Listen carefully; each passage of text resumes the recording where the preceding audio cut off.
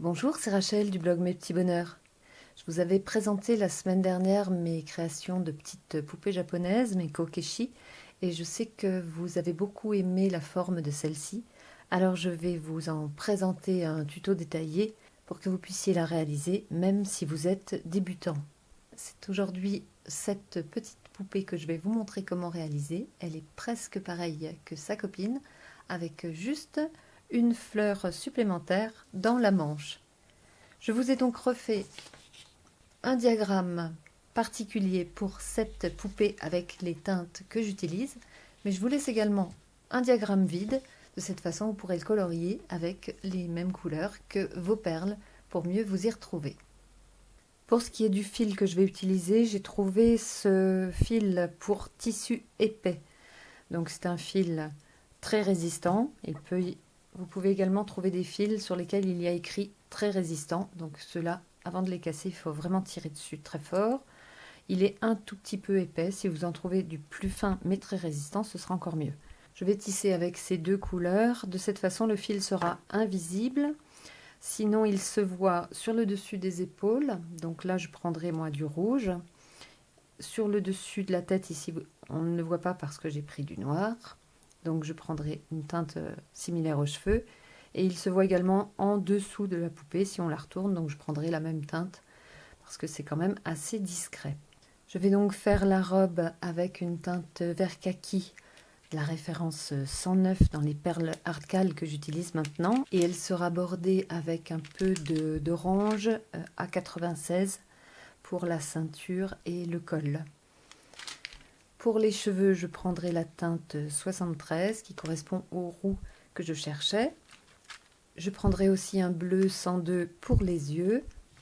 Pour la teinte peau, je vais tenter la couleur 92 qui semble être un tout petit peu plus foncée que celle que j'ai dans ma boîte ici, la 47. Donc je veux voir ce que ça donne comme différence. Je prendrai bien sûr du blanc. Et pour les manches de la robe, je prendrai ce rouge qui, contrairement à ce qui est écrit sur l'étiquette, n'est pas le 5, c'est le 57 qui est de l'autre côté, parce qu'en fait le 5, c'est celui-ci, qui est un petit peu plus vif. Donc ici, je prendrai le A57 pour faire les manches. Je vais commencer par cette ligne, tout simplement parce que c'est la plus longue du travail, et que comme on va la fabriquer en échelle, elle donnera une bonne tenue à la poupée. Et ensuite j'irai vers le bas. Donc je vais commencer par placer deux perles sur mon aiguille. Si vous avez deux couleurs différentes, vous placez d'abord la deuxième perle sur l'aiguille avant la première. Mais évidemment là, puisque ce sont deux rouges, on ne se pose pas la question. Je prends donc mes deux premières perles sur l'aiguille et je les emmène en bas du fil en laissant une longueur confortable pour pouvoir remettre le fil sur une aiguille et le ranger par la suite. Puis je repasse dans la perle la plus basse. Donc si c'était la deuxième, voilà la perle dans laquelle je repasse. Et en fait, comme le fil sort de cette perle, je continuerai par là. Après cette deuxième perle, donc. C'est pour ça que si c'était une autre couleur, il est important de la poser en premier. Pour renforcer l'échelle, repasser une fois encore dans la première puis dans la deuxième pour que les deux perles soient bien collées l'une contre l'autre. Donc elles forment les premiers barreaux de notre échelle et on va continuer à assembler les autres perles les unes contre les autres en passant l'aiguille dans la dernière de la rangée pour placer les perles les unes contre les autres. Si vos perles sont souples comme les Artcal que j'utilise, vous pouvez tout de suite piquer votre aiguille dans la dernière perle et continuer. Si elles sont dures, elles peuvent moins bien tenir les unes contre les autres, donc je vous conseille de renforcer l'échelle en reculant d'abord d'une perle, puis de revenir par un zigzag dans la deuxième, puis dans celle qu'on vient de mettre. Donc ça, c'est pour avoir une échelle vraiment très solide avec des perles très serrées les unes contre les autres. Mais avec les perles que j'utilise, ce n'est pas nécessaire parce qu'elles sont souples et du coup se positionnent très bien les unes contre les autres. Donc dès que j'ai posé ma première perle, je peux ressortir dedans sans faire ce mouvement qui repart vers l'arrière. Donc on commence en posant 7 perles rouges les unes contre les autres avant de changer de couleur.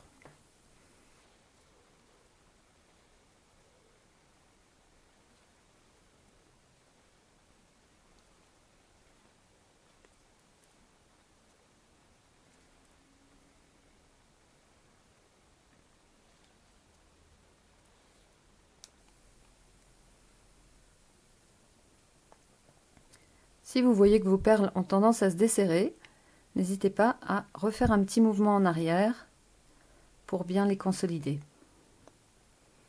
Un mouvement supplémentaire. Je vais le faire par exemple. Donc là, j'ai posé mes 7 perles rouges. 1, 2, 3, 4, 5, 6, 7. J'en suis au vert kaki. Donc je prends cette perle et pour consolider mon échelle, donc on peut le faire une fois de temps en temps, on n'est pas obligé de le faire sur toutes. Je recule d'une perle, puis je reviens en zigzag dans celle que je viens de poser. Donc ça, c'est un bon moyen de consolider l'échelle sans le faire à chaque fois. Là, mes perles n'ont pas du tout d'espace entre elles, elles sont bien placées.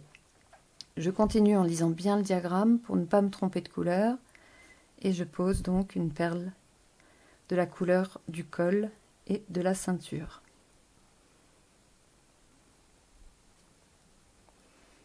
Puis je reviens dans la manche seulement pour 3 perles rouges.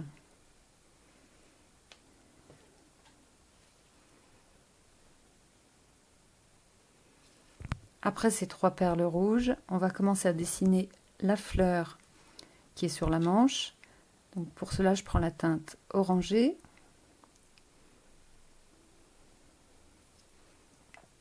Deux fois et je terminerai avec 2 rouges.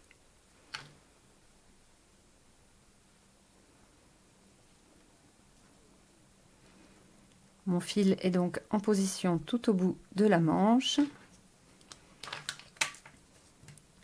Il est ressorti ici, ou plutôt ici, puisque je vais retourner le travail pour aller vers le bas.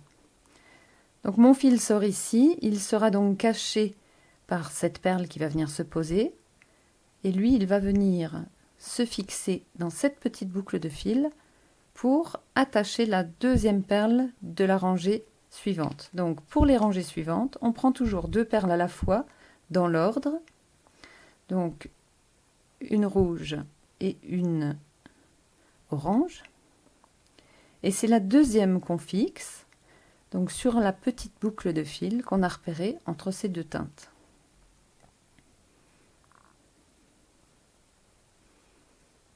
On passe l'aiguille sous la boucle, on tire, on positionne les perles debout l'une contre l'autre,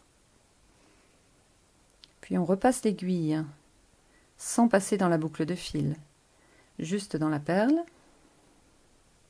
on tire un petit peu, on redescend dans la première rouge, et on remonte à nouveau dans l'orange pour que la rouge et l'orange soient tenues ensemble par le bas également, puisqu'elles l'étaient déjà par le haut. Et là, on tire doucement sur le fil pour que les perles se placent bien contre la rangée du dessous et qu'elles se tiennent bien verticalement.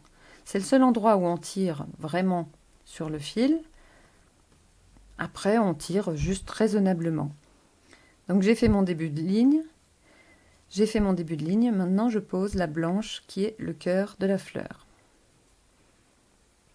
Donc j'attrape la boucle par le dessous.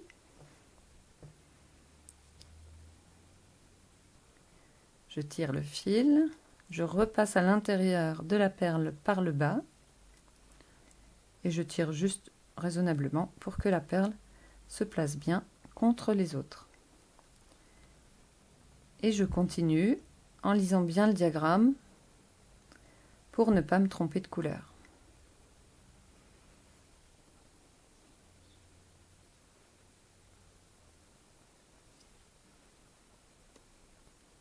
De rouge Et ensuite, on arrive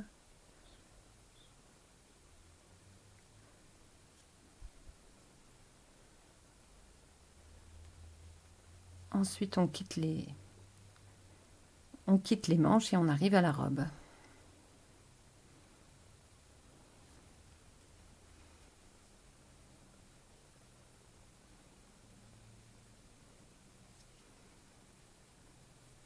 Donc j'ai déjà posé celle-ci. J'arrive aux 3 kakis. De l'autre côté, il faudra faire attention car là aussi on va commencer une fleur.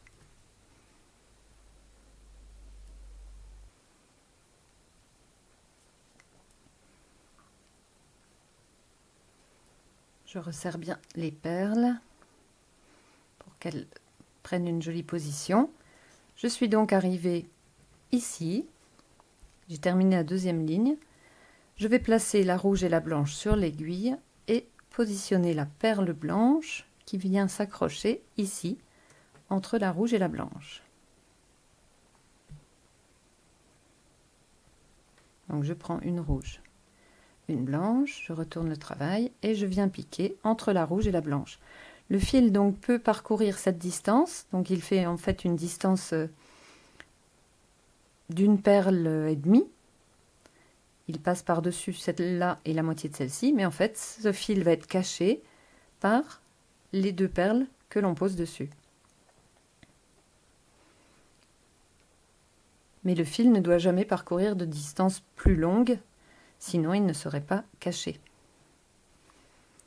C'est pour cela que pour les diminutions un peu plus longues, puisque là on appelle ça une diminution, ce qu'on est en train de faire, il faudra faire des zigzags avec le fil comme je vous le montrerai. Donc là vous avez compris, on suit bien le diagramme. On va poser ensuite une verte, une blanche, suivre la robe. Arrivé à l'extrémité ici, on fera la même chose que ce qu'on a fait déjà, en accrochant la rouge entre les 2 oranges. Arrivé ici, on repartira donc pour accrocher la rouge ici entre les 2 blanches de la ligne précédente. Et arrivé à cet endroit, je viendrai vous montrer comment faire cette diminution.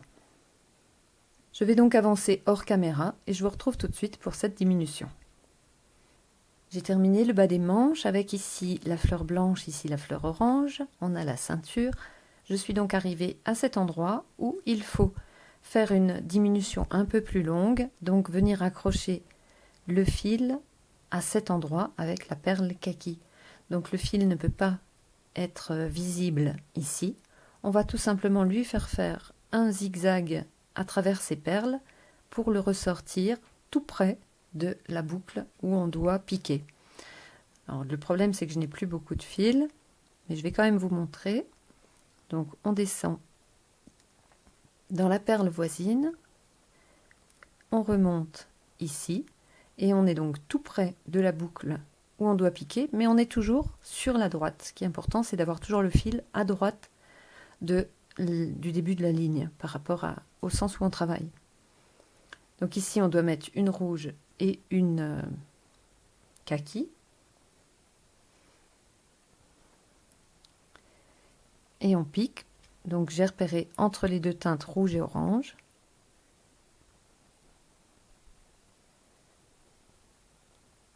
Et on fait comme d'habitude pour positionner ces 2 perles.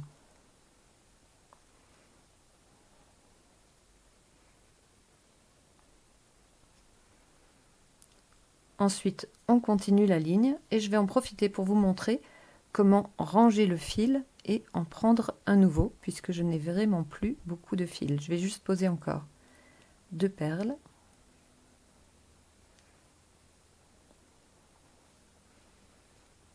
Donc on peut s'arrêter où on veut, à l'extrémité d'une ligne, au milieu d'une ligne, ça n'a pas d'importance.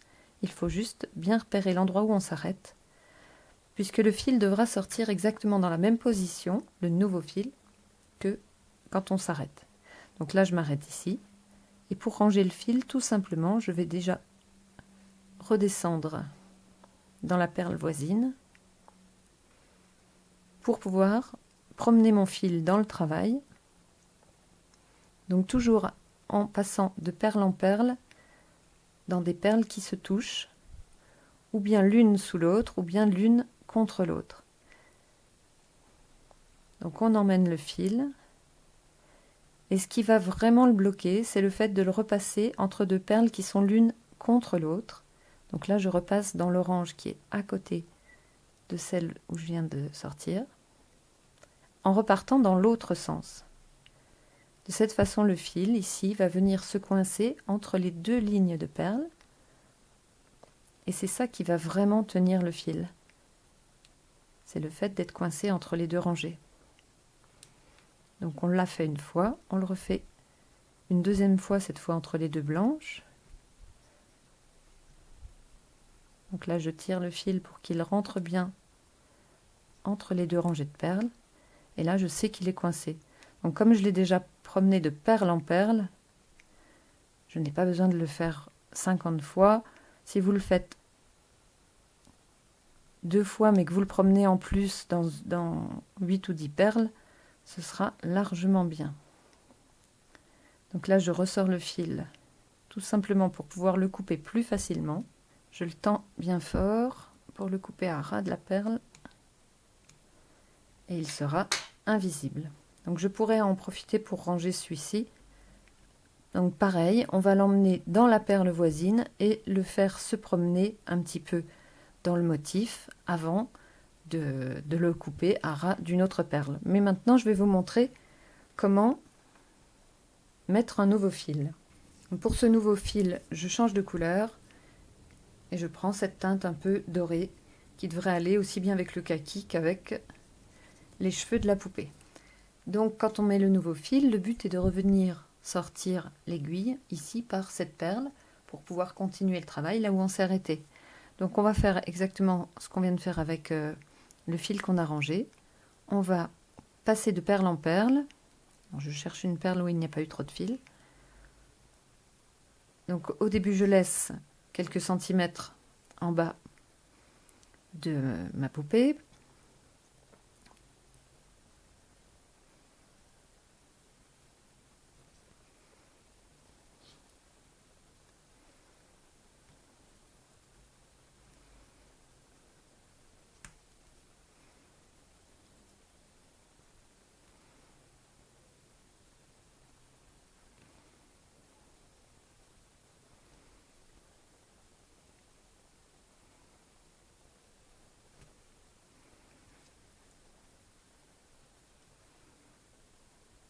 Donc une fois que j'ai traversé 3 perles, je redescends dans la voisine, toujours pour le même procédé, pour coincer le fil entre 2 rangées de perles. Et là, on sent déjà que ça résiste. Si on tire, on a déjà du mal à tirer sur ce petit bout de fil. Donc ça veut dire que le fil tient bien. On peut tirer doucement pour le ramener au bord, plutôt que de le couper. Voilà, je le ramène jusqu'à ce qu'il rentre dans la dernière perle. Je fais demi-tour.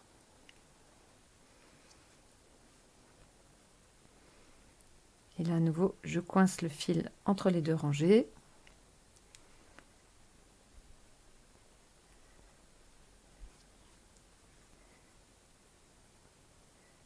Là, déjà, si vous tirez, vous sentez que ça résiste bien, donc on n'a pas besoin de faire des zigzags supplémentaires.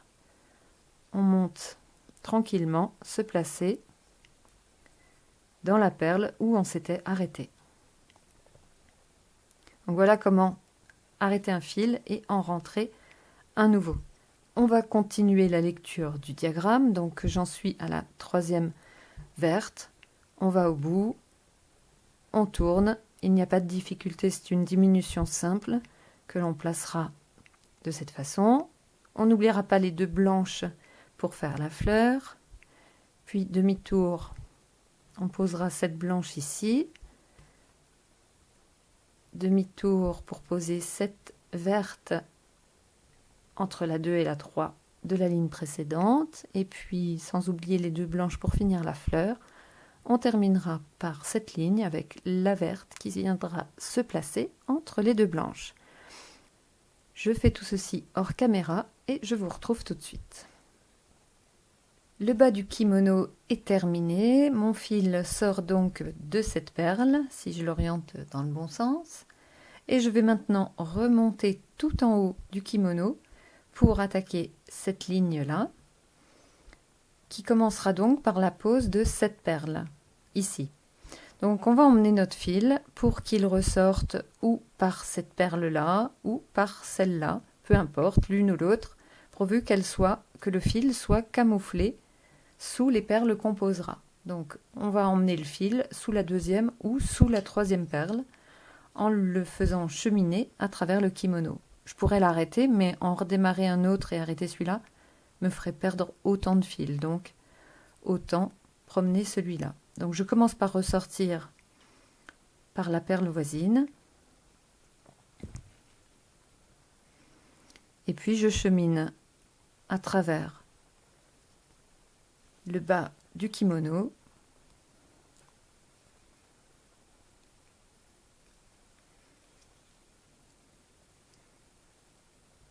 De perle en perle pour arriver en haut.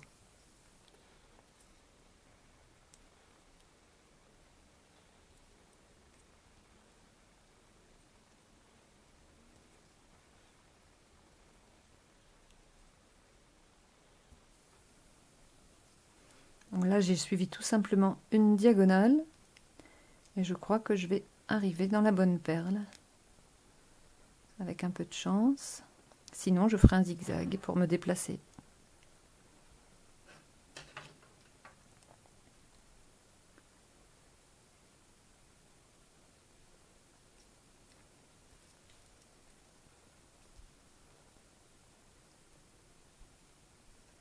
Donc je peux sortir dans la troisième perle, c'est parfait.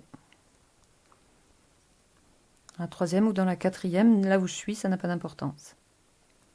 Ce qui est important, c'est bien de repérer l'endroit où on doit s'accrocher. Donc je prends 2 perles rouges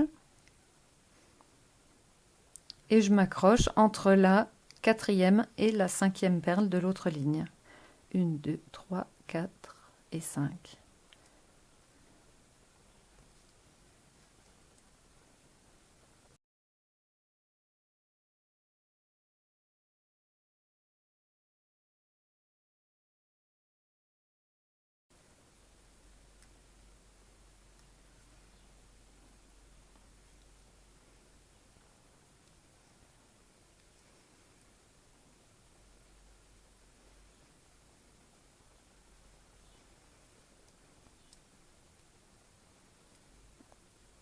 Voilà, j'ai positionné mes 2 premières perles. Donc je vais continuer avec 2 rouges, le reste du col, puis 4 rouges. Et je vous retrouve au bout de la ligne pour vous montrer la longue diminution qu'on doit faire en haut du kimono. Donc je suis à l'extrémité de cette manche et je vais devoir poser la rouge et la verte qui entourent le cou ici. Et pour cela, la verte va venir s'accrocher entre la verte et la rouge très loin là-bas. Donc évidemment, on ne peut pas laisser le fil y aller en visuel, on doit le cacher en le faisant cheminer à travers les perles, tout simplement de cette façon. Ainsi, il ressortira ici, il pourra être caché par la perle rouge. Les diminutions n'ont rien de compliqué, il suffit de les imaginer sur le diagramme, de bien repérer la perle qu'on doit attacher et ça va tout seul.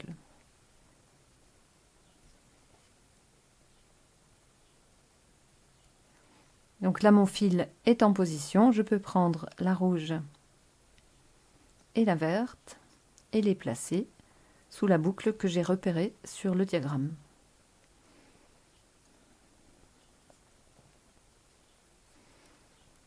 Pour la suite de la poupée, on va plutôt travailler sur les augmentations maintenant. Donc dès que j'arrive au bout de cette ligne, je vous montre la première augmentation qui sera celle-ci. Pour les augmentations en début de ligne, le principe est toujours le même. On place la deuxième perle et on repère donc où elle doit s'accrocher. Et cette fois-ci, c'est entre les 2 premières perles qu'elle doit s'accrocher et non pas entre les 2 et 3 comme pour une diminution. Donc les deux premières perles viennent d'être accrochées, elles tiennent à peu près, mais elles s'écartent assez volontiers.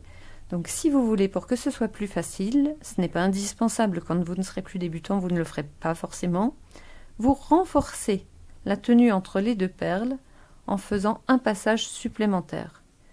Et à ce moment-là, cette boucle sera bien solide, vous n'aurez pas de souci que les perles risquent de s'écarter.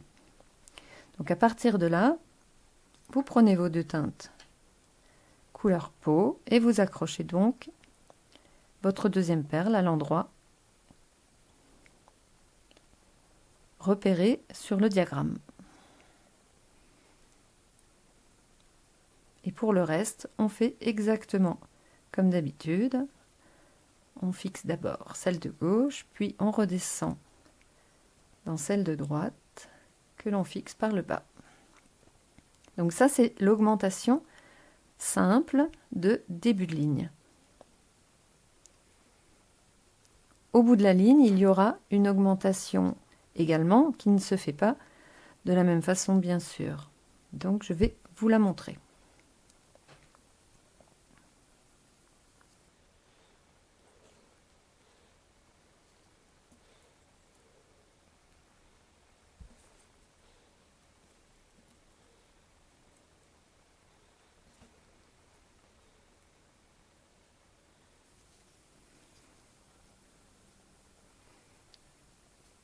Donc là, j'ai posé toutes les perles claires que je pouvais poser sur des boucles. Pour la dernière perle qui doit déborder, tout simplement, on va repasser au même endroit que la dernière, c'est-à-dire entre la perle rouge et la perle verte, pour s'accrocher à la même boucle de fil. On maintient la perle en place et on l'attache exactement de la même façon que les précédentes. Et comme on doit faire une augmentation au-dessus, même plusieurs augmentations, là aussi on va consolider en repassant à nouveau entre ces deux perles. Donc là maintenant on a une augmentation différente, plus longue, puisqu'on doit ajouter des perles pour les cheveux. Ce qu'on va faire, c'est qu'on commence quand même par une augmentation simple. Donc on pose pour l'instant les deux premières perles comme si on faisait la même ligne que celle-ci. Donc on ne s'occupe pas des cheveux d'abord, on pose deux clairs en augmentation simple de début de ligne. Donc j'ai consolidé mes deux perles, je peux piquer entre la première boucle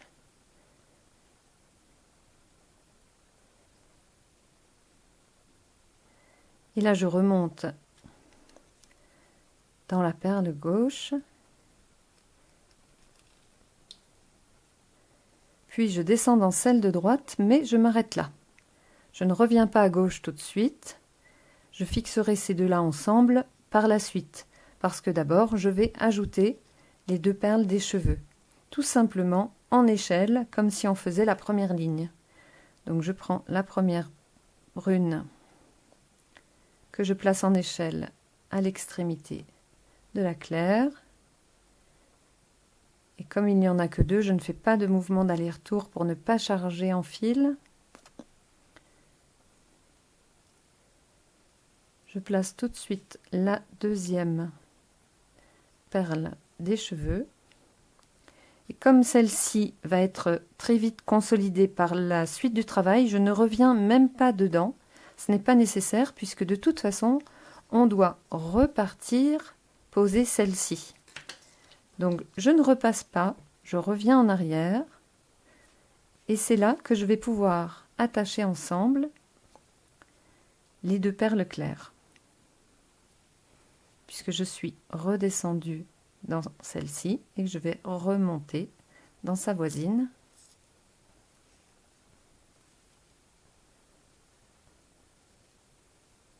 Et voilà l'augmentation du bas de tête qui est fait.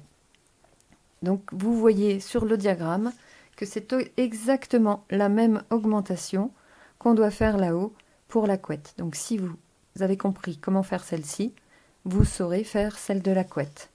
Je vais jusqu'à l'extrémité de la ligne pour vous montrer l'augmentation en bout de ligne, mais normalement, vous savez faire. Donc j'ai travaillé jusqu'ici, je suis en bout de ligne, je me suis servi de la dernière boucle. Je vais continuer avec une augmentation simple pour piquer donc entre les deux dernières perles.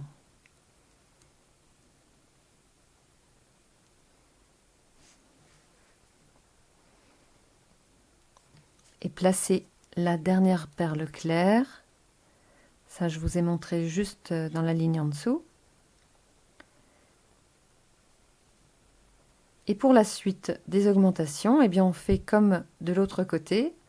On travaille en échelle pour ajouter les deux perles des cheveux qui manquent. Donc, en voici d'abord une.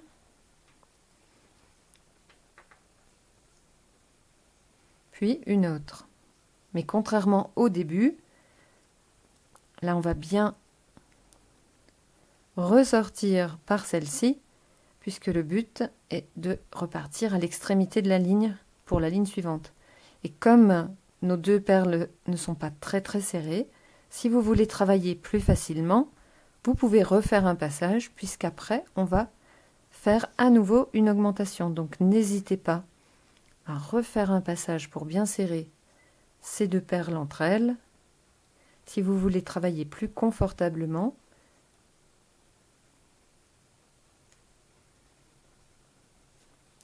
pour poser l'augmentation suivante qui vient donc s'accrocher ici entre les deux perles brunes.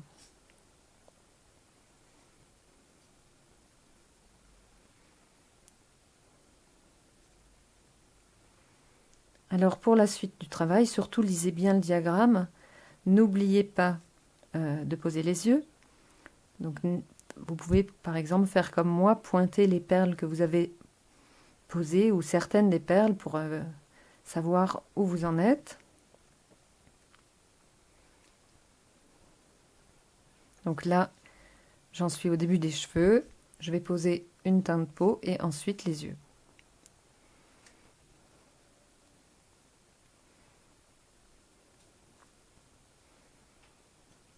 Donc je pense que je vous ai expliqué tout ce que vous devez savoir. Arrivé ici, vous ferez une augmentation de début de ligne, comme je vous l'ai montré. Puis après, ce sont des diminutions. Donc là, il n'y a rien de plus facile, puisqu'il n'y a même pas besoin de renforcer les perles. Ici, vous pouvez renforcer avant l'augmentation, ça peut être mieux. Ici, ce n'est pas nécessaire, puisqu'on vient piquer loin, le travail est déjà solide.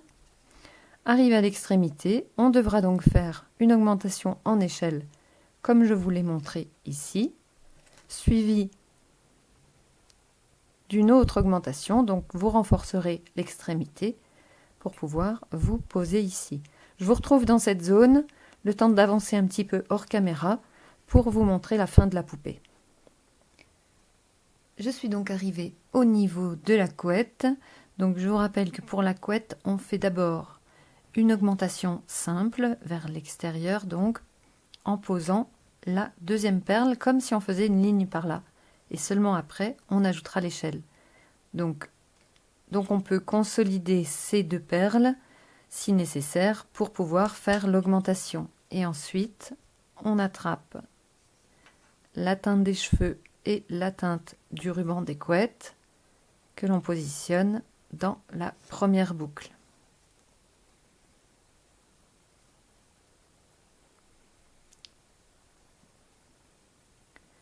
On remonte dans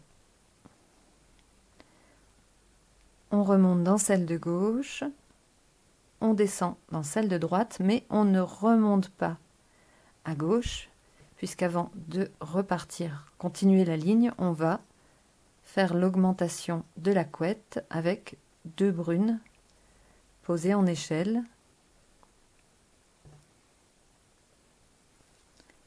La première et la deuxième qui a une pose très simple puisqu'on ne repasse pas dedans, on repart directement, continuer la ligne en faisant un zigzag qui fixe en même temps la verte à la brune.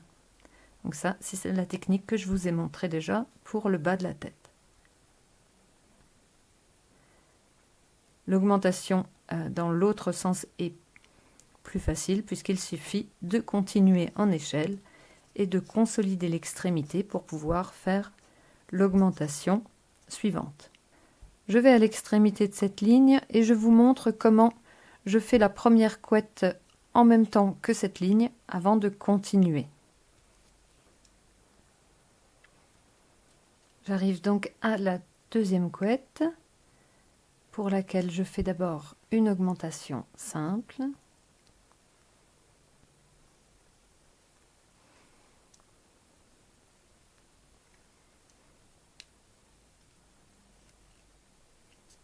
Avant de continuer en échelle.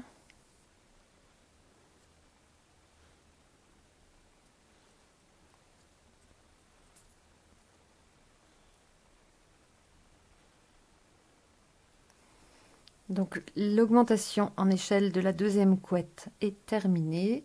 Je renforce donc ces deux perles en passant une fois de plus pour bien donner de la tenue à la couette et permettre une augmentation plus facile.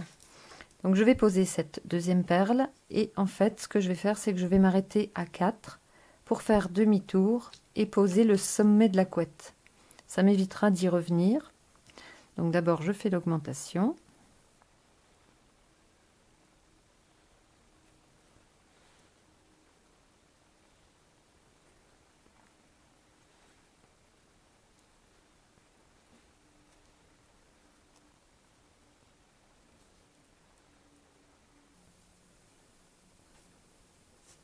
Je continue avec deux perles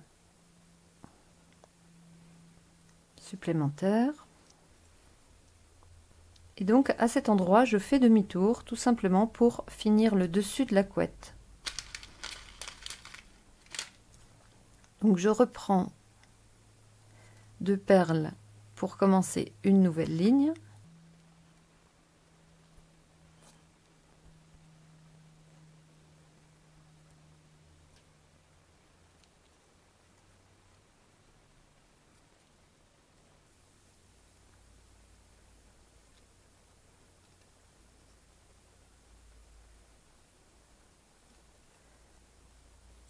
Je pose la troisième et je pourrai faire demi-tour pour reprendre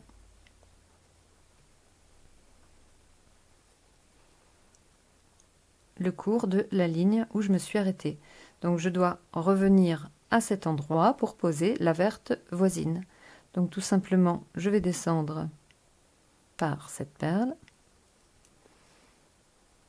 Je descends encore à droite d'une perle.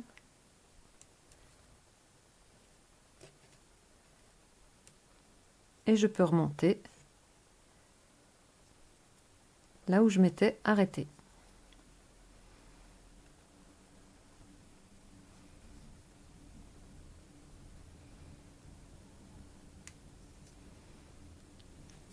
Donc là, je peux continuer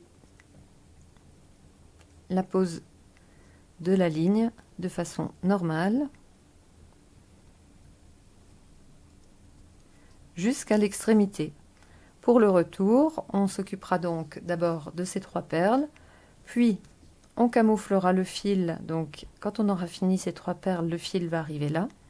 Il faudra redescendre, le passer à travers ces perles pour l'amener ici, démarrer une nouvelle ligne. C'est aussi simple que cela. Et quand vous serez arrivé ici, votre poupée sera terminée. Il ne restera qu'à ranger le fil. Et voilà ma deuxième petite poupée terminée. La comparaison entre les deux teintes peau que je voulais faire donne donc un résultat un peu plus lumineux pour celle-ci, très légèrement plus rosé, plus clair, alors que celle-ci s'approche plus d'un vrai beige. Voilà, ça c'était juste pour voir les nuances, mais franchement ça ne change pas grand-chose.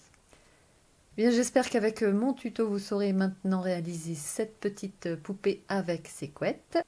et que j'aurai le plaisir de recevoir des photos sur ma page Facebook de vos propres réalisations. Je vous souhaite bon tissage et je vous dis à très vite pour un nouveau modèle.